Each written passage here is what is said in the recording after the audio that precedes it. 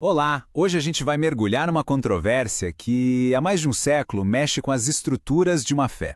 E no centro de tudo isso está um nome: Ellen G. White, uma das figuras mais importantes do Adventismo.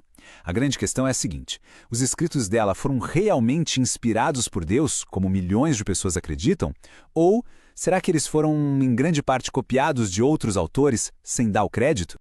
E o estopim de toda essa polêmica está bem aqui, nessa frase. No prefácio do livro dela de 1883, foi feita uma alegação, assim, extraordinária. A de que a autora, com uma ajuda especial do Espírito de Deus, conseguiria explicar os ensinamentos do apóstolo Paulo como nenhum outro autor. Isso não era só uma declaração de fé, sabe? Era um desafio. Um desafio que se tornaria o ponto central de todo o conflito. Bom, para a gente entender essa história complexa, vamos seguir 5 passos. Primeiro, vamos falar sobre o livro que deu início a tudo. Depois, a gente vai direto para as evidências, colocando os textos lado a lado. Em seguida, vamos ver como a igreja se defendeu oficialmente. A quarta parte é fascinante, nos leva para os bastidores, para as crises e os sussurros internos. E por fim, a gente analisa o legado que essa controvérsia toda deixou. Certo, então vamos lá, para o ponto de partida. A publicação de Sketches from the Life of Poe em 1883 não foi só mais um lançamento de livro. Foi o evento que acendeu fósforo para um debate que, olha, dura até hoje. E essa linha do tempo aqui mostra que o problema não foi resolvido e esquecido, muito pelo contrário. Em 1883, o livro é publicado e quase que imediatamente é retirado de circulação por causa das críticas. Aí vem um silêncio de décadas. Mas em 1919, a portas fechadas, a liderança da igreja discute o assunto. E então, um salto enorme no tempo. Em 1974, o livro original é reimpresso, trazendo a polêmica inteira de volta à tona.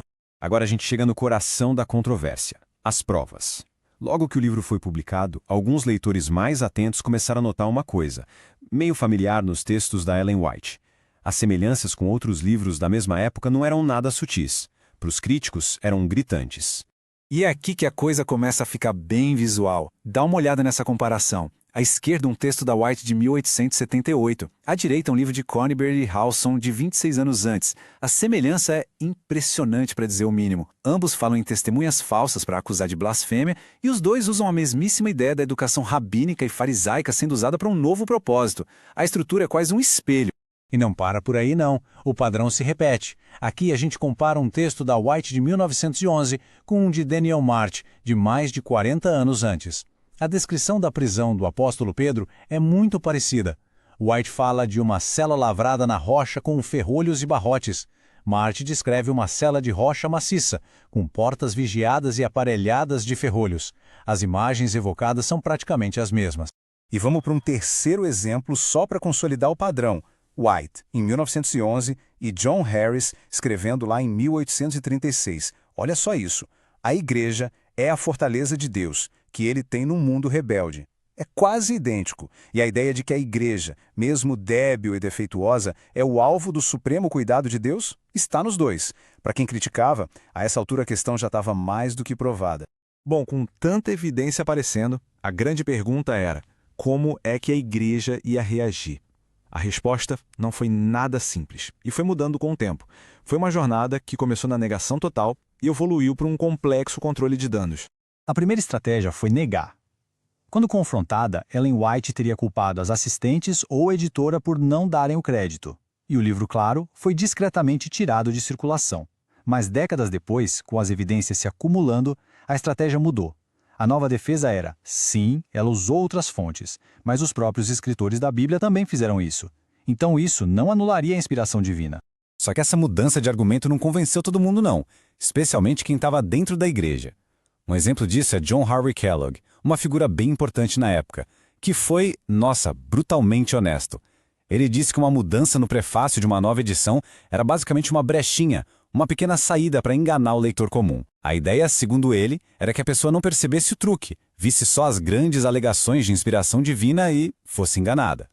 Vindo de alguém de dentro, essa acusação era uma verdadeira bomba. Agora, vamos sair um pouco do debate público e entrar nos bastidores. Porque essa controvérsia não era só sobre teologia e livros. Era um drama humano, real. Uma crise de consciência para as pessoas que trabalhavam lado a lado com a Ellen White. E aqui a gente tem uma confissão surpreendente. Numa reunião a portas fechadas em 1919, o presidente mundial da Igreja, A.G. Daniels, admitiu para outros líderes que via a manifestação do humano nos escritos. Ele lamentou que, se tivessem tido mais cuidado na produção dos livros, teriam evitado uma grande dose de perplexidade. Poxa, era o líder máximo da Igreja admitindo que existia um problema sério ali. E talvez a história mais trágica dessa parte seja a da Fanny Bolton. Como assistente editorial da White, ela acabou entrando numa crise de consciência profunda. Ela sentia que estava atuando de maneira enganosa, ajudando a publicar textos, inclusive textos dela, sob o nome de White, como se tudo viesse direto de Deus. Para ela, aquilo era uma farsa. E a resposta para a crise da Fanny foi divina e terrível. A própria Ellen White contou que teve uma visão, e nessa visão uma voz do céu declarou 3 vezes: Fanny Bolton é tua adversária. A mensagem era bem clara: se você questionar o processo, você se torna inimiga de Deus. Não muito tempo depois, claro, Fanny Bolton foi demitida. E, finalmente, a gente chega ao legado de tudo isso. Como é que essa controvérsia de mais de 100 anos afeta a fé de milhões de pessoas hoje em dia e qual foi o impacto duradouro nos escritos da Ellen White? E como isso reverbera até hoje? Bom, essa questão não é só história. Em 1980, por exemplo, professores adventistas receberam um ultimato. Ou afirmavam a crença total nos escritos da White, ou pediam demissão. Oficialmente, os textos dela ainda são considerados uma fonte contínua e autorizada da verdade. Hoje, a Igreja até admite que ela usou outras fontes, mas insiste que isso não diminui a autoridade profética dela. É uma tensão que nunca foi de fato resolvida. Isso tudo nos leva à pergunta final, que fica no centro dessa história toda. Como é que uma fé, construída sobre a base da autoridade divina de uma profetisa, consegue conciliar essa crença com um registro histórico tão claro de empréstimos literários extensos e sem crédito? Esse é o dilema que, mesmo depois de mais de um século, continua a desafiar todo mundo que se envolve com esse tema.